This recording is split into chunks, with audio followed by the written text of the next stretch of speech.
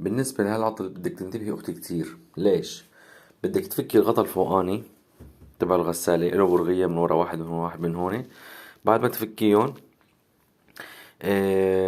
بتشمي الريحة بتطلع من هون. إذا بتطلع الريحة من هون في عندك البورد هي في عطل بدها تصليح.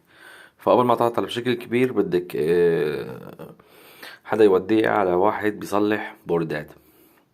الريحة يا بتطلع من هون من البورد، يا إذا أحيانا في بورد تاني بتتواجد هون في بعض الغسالات، يا أما من الموتور من تحت. من الموتور كمان بدك تنتبهوا، بدك تشمي تعرفين الريحة من هون أو من البورد الموجودة هون أو من الموتور من تحت. محل ما بده موجودة الريحة هاي القطعة بدها تصليح. يعني إذا كانت موجودة ناحية الموتور بدها ناحية الموتور، الموتور بده غيار أو البورد بده تصليح. بدك تنتبهي كتير على العطل هذا.